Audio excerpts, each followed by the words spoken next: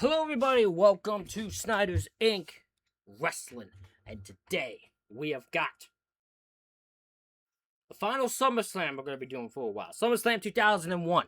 We did a poll, see what you guys wanted, to see who you wanted me to review after SummerSlam 2001. And by the looks of the poll, as I am doing this video, it is going to be WrestleManias. So,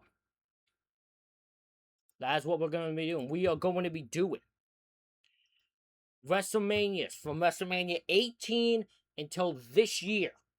The one that just happened here in 2026, we're going to be reviewing every single one of them. For the 2 nights events, we'll be doing them all as one dang video. Those are going to be long. But, we're not here to talk about that right now. We're here to talk about SummerSlam 2001. From San Jose, California, in the Compaq Center. Took place on August 19, 2001. Had an attendance of 15,293. A buy rate of 570,000 pay-per-view buys. Commentary team for the evening is Jim Ross and Paul Heyman. First matchup is Edge taking on the Intercontinental Champion Lance Storm for the Intercontinental title. Lance Storm's representing the Alliance. Edge representing the WWF. Edge and Storm to the outside, and Edge hits a cross body, but Storm kicks out. Storm sends Edge off the apron onto the barricade. Edge gets a quick roll-up, but Storm kicks out. Storm wears down Edge then. Edge gets another roll-up, but Storm kicks out of that. And immediately takes back control and wears down Edge more. Edge is able to catch Storm with a power slam to get back in the match. We get a comeback by Edge. Hits the Edge-O-Matic, but Storm kicks out. Edge hits a powerbomb, kick out. Storm hits the single leg Boston Crab. Edge gets to the ropes. We then get a ref bump, only for a short period of time, but allows Christian to run down, go to spear Storm, but accidentally spears Edge. Storm then hits Christian with a super kick, goes to pin Edge, but Edge is able to kick out. Edge then hits the Impaler DDT to pin and win the Intercontinental Championship. Give the match 6 out of 10. Very fun opening match. These two guys, incredible workers, great at what they do. This is, of course, building up to the Christian and Edge split, which happens later in this thing, and it goes around the Intercontinental Championship. I believe you get a cage match, a ladder match, and that. So, it's a good building blocks to that eventual moment between them two, which I think is not long after this show. I don't fully remember, though, so I could be wrong.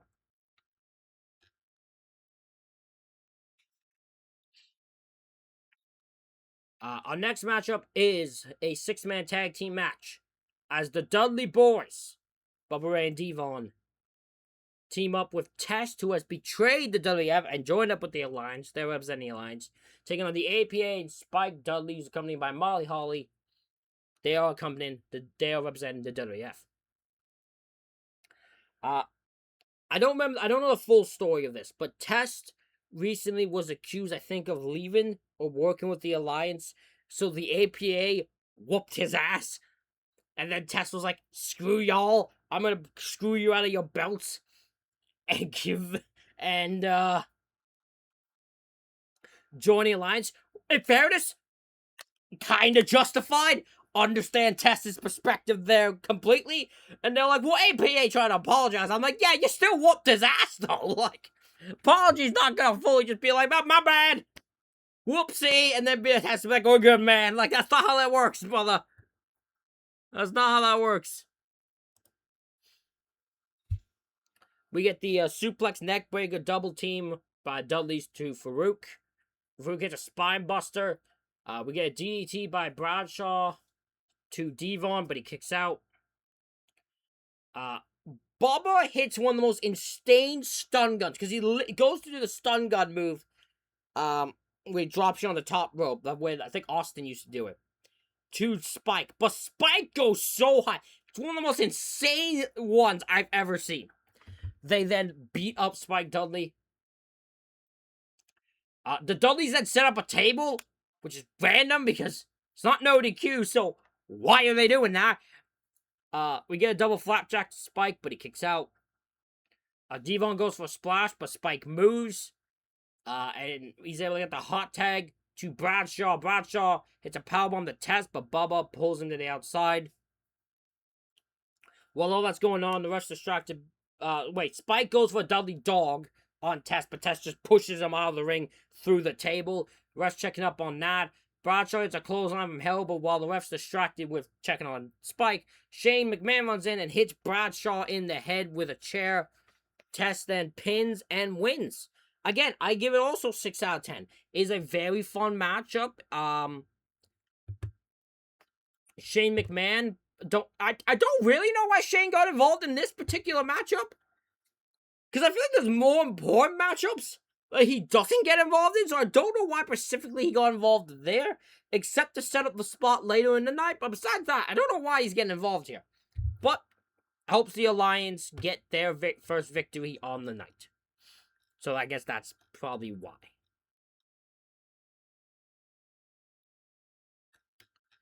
Our next matchup is a title for title match. As the WCW Cruiserweight Champion X-Pac takes on the WWF Light Heavyweight Champion Tajiri. Both of these men are representing the WWF, although the crowd vehemently hates X-Pac. This crowd hates X-Pac. Like, it's kind of crazy how much they hate him.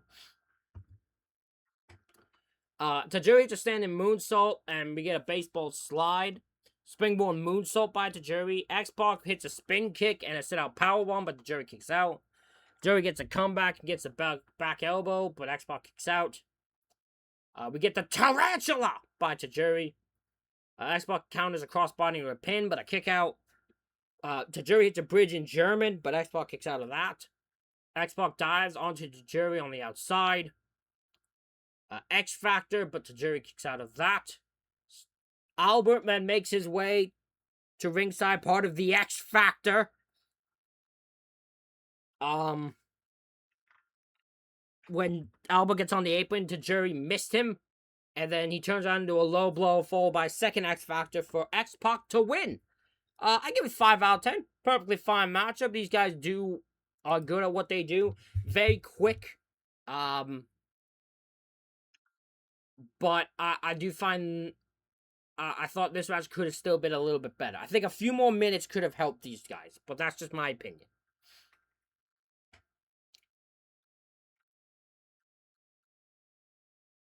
Our next matchup is Chris Jericho versus Rhino, who's accompanied by Stephanie McMahon. Now, the first thing I'm going to talk about is not this match yet. It's the video package. Because the video package is perfectly fine. All the way up until the end. Where the final line of the thing is when Jericho goes, I'm going to take care of that filthy, greasy, nasty animal. And I'm going to get to you too, Rhino. End of video package. Why is that the end of the video package? What a weird way to end the video package. That's so weird.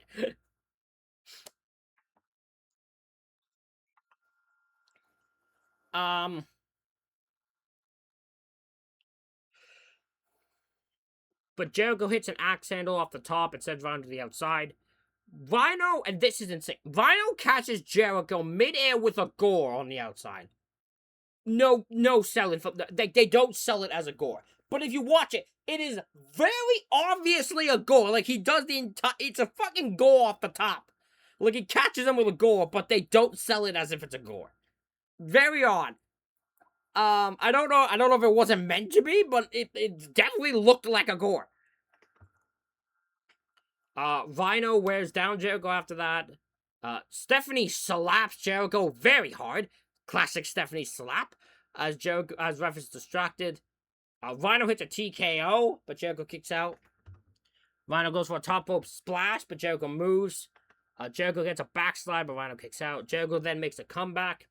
We get a missile drop kick by Jericho, but Steph distracts the ref. Jericho then kisses Stephanie, which I guess is the way to take Stephanie out of the match, I guess.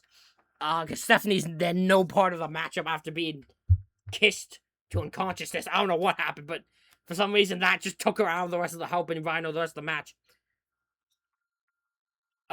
We had a missile dropkick by we had Jericho hits the Lion Salt, but Rhino kicks out. We get a Walls of Jericho by Rhino, but Jericho gets to the ropes. We get a belly to belly by Rhino. Jericho then eventually locks in the Walls of Jericho, and Rhino taps, and Jericho wins. Again, I'll give it 6 out of 10. Very well told story. Didn't need Stephanie. I'm not gonna lie. Don't think she helped or didn't really add anything to the match in my opinion. Except explain why they're fighting, I guess. But it didn't, she didn't play no part. She, at the end of the day, kind of didn't help Rhino in any way. Felt very weird, but overall, very fun match. Gives Jericho a win. Again, they're building him up for how they will end the year for him. So it works out well. Our next match is for the Hardcore Championship in a ladder match as Jeff Hardy defends against Rob Van Dam. RVD is the only guy from the Alliance that's over. The crowd refused to boo RVD. Doesn't matter what this guy does. They are chanting, they are equally in love with both guys here. RVD is the only guy cheered from the Alliance. And I agree with people, he should have been the one that turned to WWF. He should have been the one to leave the Alliance. Because no one did leave the Alliance, and it should have been Rob. So that is a missed opportunity. I will agree with everyone on that who have said that. Jeff Hardy hip tosses RVD to the outside. Jeff dives at RVD, who gets the barricade, but RVD moves. Jeff crashes into it. RVD grabs the ladder, and Jeff Hardy walks on the barricade to dive onto RVD. Both men do seesaw moves with the ladder where they hit the ladder and it hits the other one. Jeff, it's in the face. RVD's just crotched. So, yeah. Your guess on who took the worst of that. Jeff Hardy hits a springboard moonsault to RVD, who's laying on the ladder. RVD responds by hitting the rolling thunder to Jeff Hardy, who's laying on the ladder. We get a leg drop to Hardy, who's on the ladder. Jeff Hardy climbs, RVD dives and knocks him off with a kick. We get a moonsault by RVD to Jeff Hardy, who has the ladder on top of him, which I feel like would just hurt RVD more than Jeff, but it looked cool, so yeah, enough. When RVD tries to climb, Jeff Hardy drop kicks the ladder to knock RVD off it. RVD goes for the 5-star frog splash, but Hardy moves. And they're both on the ladder. RVD just straight suplexes Jeff Hardy off of it, so that looked insane. Hardy then hits a sunset flip powerbomb off a ladder on RVD. They then have one mess up this entire match, where Jeff grabs the belts and is hanging. And RVD's plan is when he's swinging to do a spinning heel kick and knock him off. But he can't get the height, so he just takes this massive bump. And Jeff just has to fall. It doesn't look well. It was a clear plan backfired. But, in fairness, it did show what everyone's willing to do to hurt the other. Hardy takes a nasty fall after being pushed off a ladder. RV then picks up the belt, grabs the belt and unhooks it and wins the Hardcore Championship for, I believe, the second time. So, yeah. I give it 7 out of 10. Very fun match. It's these two men in a ladder match. Did you expect anything else besides a fun match? They do the spots very well. They do what they're, it's violent, it's crazy, but it's also innovative in the way they use the ladder. I love everything about it. Love it. Now to something I don't love. Is a steel cage match for both the WWF Tag Titles and the WCW Tag Titles as DDP and Kanyon take on Undertaker and Kane. I don't have many notes for this match, as much as the others, because this match is one-sided as fuck. This is a 10-minute, one-sided beatdown for the entire time, except for one maybe spot I have written down. Everything is just Undertaker and Kane beating the shit out of Canyon and DDP. Why did you hate these two so much? Like, I don't get it. Why do you hate these two so much to have them just get beaten up for 10 minutes straight? It's literally just everything. The crowd, in fairness, loves them some Undertaker. Like, they want Undertaker's side here, but god damn.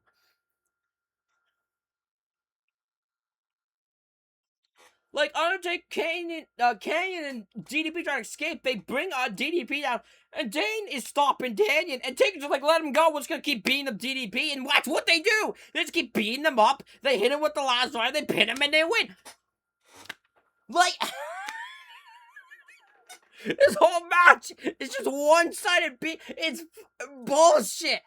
Oh, man, this match annoyed me so much. Oh my god, this match annoyed me so goddamn much. Oh man. It's such bullshit. It's the only one I didn't even rate. I didn't even rate it. I just, oh god. Made me that mad. I didn't even want to give it a rating. Like, what are we doing? Our next matchup for the WWF Championship, as the current champ Stone Cold Steve Austin, representing the Alliance, defends against Kurt Angle.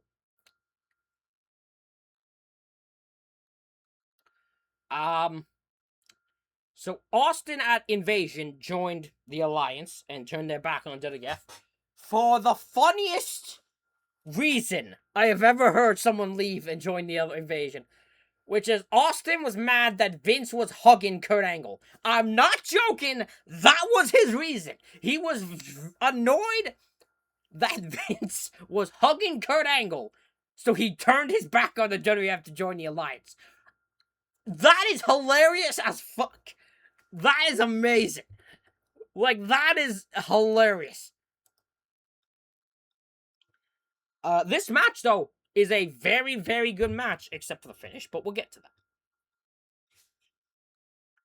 that. They start brawling on the ramp before the bell. They back and forth at the start. Austin targets Angle's leg, which they attacked on a SmackDown before. Angle locks in an ankle lock out of nowhere, but Austin gets to the ropes. Austin sends Angle to the outside. When they get back in, Angle hits Austin with 7 German suplexes. Austin then sends Angle face first into the turnbuckle. We get a superplex by Austin. Austin then hits a stunner, but Angle kicks out. He then hits a second stunner, but Angle rolls out of the ring. Austin then sends Angle repeatedly into the ring post, which busts Angle open. Austin unloads on Angle, just beating the hell out of him. Angle sends Austin over the barricade, but Austin quickly gets back control, suplexes Angle onto the concrete. Angle locks Austin in the ankle lock as Austin's like trying to get back onto ringside. Then Angle drags Austin by his leg, from there to the ring to lock him in the ankle lock in the ring, and Austin gets to the ropes. That was awesome. Angle hits 2 belly-to-belly suplexes on the outside. Angle lands the moonsault, but Austin kicks out. Austin locks in the $1 Million Dream, but Angle turns it into a pin. He doesn't release the hold fully. Then you get the arm thing where Angle gets his arm up for the third time. Austin hits a third stunner, but Angle somehow kicks out of that. Angle slam out of nowhere, but Austin kicks out. Austin then just randomly punches Earl Hebner. I'm not joking. He's literally like, and Austin just gets up and just fucking punches him for no reason, like very out of nowhere. Angle hits a DDT, but Austin kicks out.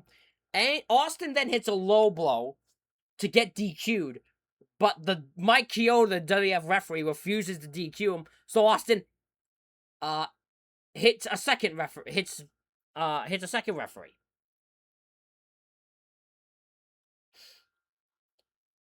I think he stunners him. I think. Then another referee, then another referee comes down. And when Austin grabs the WWF title to stop him, and Austin just hits him with the WWF title. Angle then hits an angle slam, and in the pin, Nick Patrick runs in. The WCW ref, Nick Patrick, the crooked, screwed up ref, the ref I hate the most, and Nick Patrick runs down and DQs Austin. And says that Angle wins, but Austin keeps the title. I give this match 7 out of 10. I think without that finish, I would have liked the match more. I think, either finding a way for Austin to retain somehow, or having Angle just win would have been the better result. I know people go like, oh, Angle finally won at the next pay-per-view just because because of 9/11. I disagree. I feel like after this performance, Angle kind of has to win. Because you've made him kick out of so much that Austin literally had to get DQ'd. So if that's not, like, I think besides having him do that again, Angle pretty much has to win the next time they fight each other. Also, the best part of the thing, Angle locks the ankle lock on Nick Patrick. So, there's my favorite. And also, Jim Ross, after this, before the next match, is the thing, because he's screaming in Paul Heyman's face, I know one thing, Stone Cold can't beat Kurt Angle. Can you argue that point? Can you dismiss that? Well, like, right up in Paul Heyman's face. And I was like, Jesus, Jim, calm down, man. Calm down. Jesus, the passion that oozes from Jim Ross, it's insane. Our main event for the WCW Championship, as The Rock, making his first appearance since WrestleMania, takes on the current WCW Champion, Booker T, who's accompanied by Shane McMahon. Vince reinstated The Rock after suspending him after Mania. He reinstated him on the weeks coming up. Rock then chose to join Team WWF. Made sure he rock bottom both McMahons, though, because McMahons could go to hell. And then Booker T came out to challenge The Rock. Which Rock did immediately by just burying the shit out of Booker T. But no one mentions this one, where he calls him the WCW Champion sucker. He announces him. Booker says, I'm going to SummerSlam to fight you, Rock. And Rock just goes, what are you going to do? Park someone's car outside the building? Like, Rock just... Oh my god, the poor guy just destroys Booker on the mic.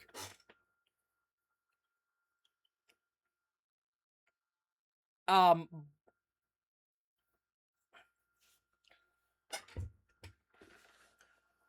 yeah, Rock goes right after Shane to start the match, which allows Booker to attack Rock.